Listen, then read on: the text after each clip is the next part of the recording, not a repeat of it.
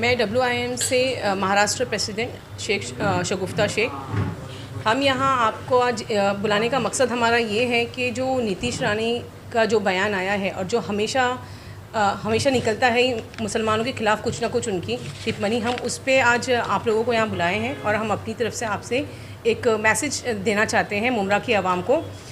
जो हम संडे के दिन 7 बजे हमारा मगरिब बाद 7 बजे से दारुल से स्टार्ट होगा अम्बेडकर नगर। नीतीश रानी ने क्या बयान दिया? नीतीश रानी ने बयान ये दिया है कि बुर्का पहन के SSC और 12th के बच्चे एग्ज़ाम नहीं दे सकते हैं। तो ये सरासर गलत है, क्योंकि article 25 to 28 freedom of religion ये हर तरीके की आज़ादी देता है बिलीव करने की और प्रैक्टिस करने की।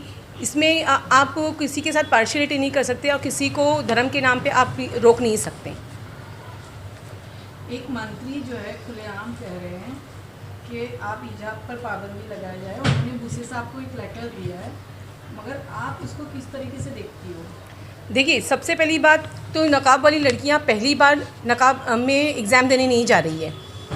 एग्ज़ाम में जब जाते हैं तो हाईली सिक्योरिटी रहती है। आप सबको मालूम है कि बराबर से प्रॉपर एक चेक होता है, अच्छे से हर एक का चेकिंग होती है। ज़रूरी नहीं कि नकाब वाली लड़कियां ही चीटिंग करती है, और भी लोग हैं वो भी चीटिंग करते हैं, कई लोग पकड़े भी जाते हैं।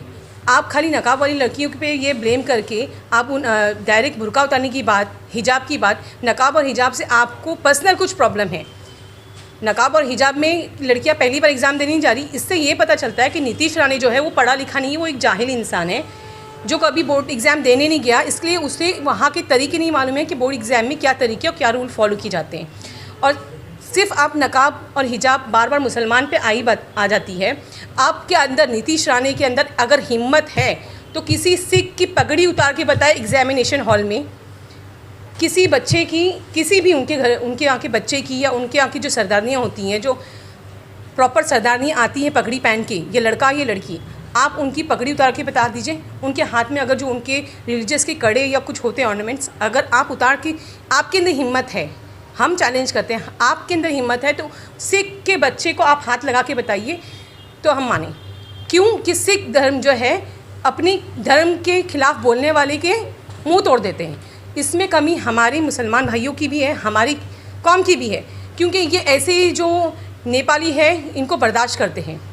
इनको पैक करके वापस नेपाल भेज देना चाहिए, क्योंकि इनका महाराष्ट्र में कोई काम नहीं है और महाराष्ट्र किसी एक नीतीश रानी के बाप का नहीं है और किसी नीतीश रानी से ही नहीं चलने वाला है। इतनी बार हर मुस्लिम को लेकर जो हमेशा उनके विवादित बयान आते हैं जी, इस पर अभी तक क्यों कार्रवाई नहीं कर पाते? तो ये हम अपनी प्रशासन से सवाल करना चाहते हैं कि आपको जब मालूम है कि कॉन्स्टिट्यूशन को अगर कोई फॉलो नहीं करता है तो उसके खिलाफ़ क्या एक्शन लेने चाहिए। आपको कॉन्स्टिट्यूशन में इसके खिलाफ़ जो कॉन्स्टिट्यूशन को नहीं मानता, ये जो ऐसी हेट स्पीच देता है, उसके खिलाफ़ के कुछ एक्शन लेने का कानून होगा ना। कानून वाले तो ज़्यादा अच्छे से जानते हैं ना इस चीज़ को, तो क्यों नहीं इसे वो लोग क्यों नहीं फॉलो करें, या उसके खिलाफ अब तक के एक्शन क्यों नहीं लिया गया? मैडम, अभी पिछले दिनों जिस तरीके से देश के उत्तराखंड रियासत के अंदर यूनिफॉर्म सिविल कोड को वहाँ की सरकार ने लागू किया है, क्या आपको ऐसा नहीं लगता कि महाराष्ट्र में भी यूनिफॉर्म सिविल कोड लागू करने की कोशिश की जा रही है? ये यूनिफॉर्म सिविल कोड लागू करने की इनकी पूरी कोशिश है, लेकिन ये अपनी कोशिश में नाकाम रहेंगे, क्योंकि हम जो वुमेन इंडिया मूवमेंट है, हम ऐसे हेटर्स की स्पीच और ऐसे जो नफ़रत फैलाने वाले लोगों के ख़िलाफ़ रोकने के लिए हम यहाँ, हमारा जो प्लेटफॉर्म है इसीलिए है कि ऐसे नफ़रतियों की जो हेट है हम उसको रोकें और उसके ख़िलाफ़ डट के खड़े रहें। प्रशासन से क्या मांगे मैडम?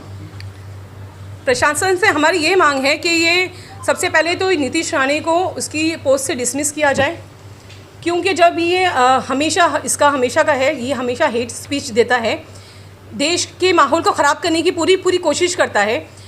किसी का छोटा स्टेटमेंट अगर कोई आ जाए कहीं से तो पुलिस वाले जो है पूरी फुल एक्शन में आके उसकी पूरी मेहनत करने लग जाते हैं, पूरी फोर्स तक के घुस जाती है, बुलडोज़र पॉलिसी भी चलने लगती है, बहुत कुछ होने लग जाता है। लेकिन ऐसे बयान पे जो खुलेआम होता है, जो चर्चित भी होता है, विवादों में भी आता है, जिसके खिलाफ प्रोटेस्ट भी होता है, लेकिन उसके बावजूद भी उसके ऊपर एक्शन क्यों नहीं लिया जाता है?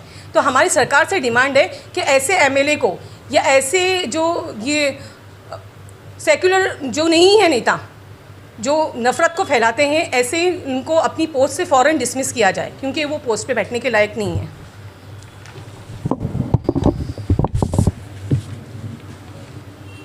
मैडम आप क्या कहोगी हिजाब को लेकर? देखिए, ये जो नफ़रत का माहौल फैलाया जा रहा है, ये हिंदुस्तान है। हमारा कॉन्स्टिट्यूशन का जो मूल आधार है वो सेकुलरिज़म पे बेस्ड है। ये कोई आउटसाइडर फॉरेन कंट्री नहीं है। ऐसी कंट्रीज़ फ्रांस वगैरह नहीं है जहाँ पर हिजाब को बैन कर दिया गया है और अलाउड नहीं है। हमारा हिंदुस्तान सेकुलर मुल्क है। हमें हर तरह की इसमें आज़ादी है, अपने फ्रीडम को प्रैक्टिस करने की, अपने हर तरह के बिलीफ को रखने की हमें हर तरह की आज़ादी है। इसीलिए कोई भी नेता जो सेकुलरिज़म के नाम पर आते हैं, जो कि हमारा कॉन्स्टिट्यूशन हमको सेकुलरिज़म सिखाता है, वो उसी कॉन्स्टिट्यूशन के दायरे में रहकर शपथ लेकर आते हैं, लेकिन वो उस पर जो है खरे नहीं उतरते। वो इलेक्शन के टाइम पर तो सेकुलरिज़म का जो है लिबादा ओढ़ लेते हैं, लेकिन उसके बाद वो अपने असल रंग पे आ जाते हैं।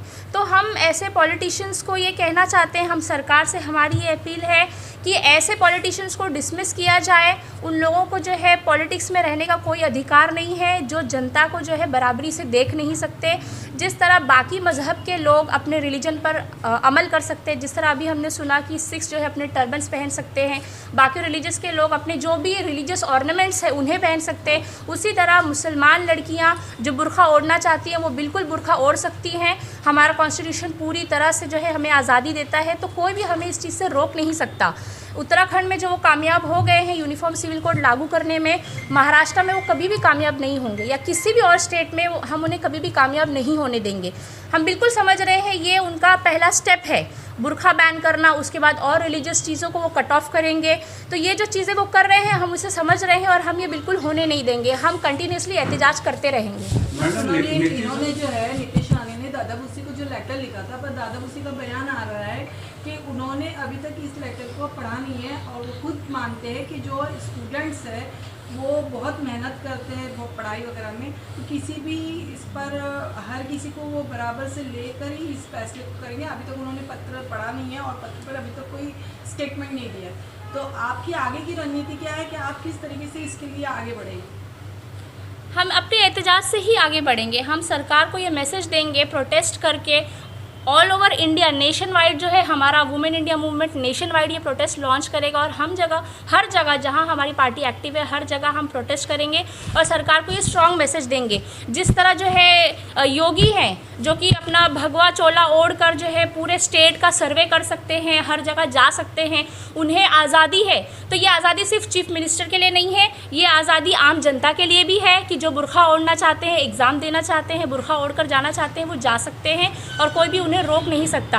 रही सवाल ये चीटिंग की, तो ये टेक्निकल दौर है। चीटिंग तो आज के दौर में ऐसी भी होती है कि माइक्रो लेवल की चिट्स लाकर स्टूडेंट्स रीडेबल लेंसेज लाकर चीटिंग करते हैं। तो चीटिंग तो इस तरह भी होती है। तो उसके लिए आप अपनी सिक्योरिटी को टाइट करिए। सिक्योरिटी का इंतजाम ऐसा होना चाहिए कि चीटिंग्स को पकड़ा जा सके।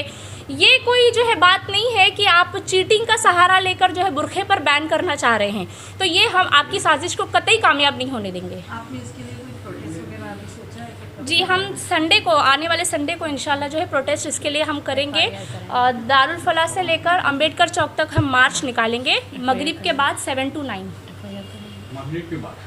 जी, और इसके लिए हम FIR भी करेंगे।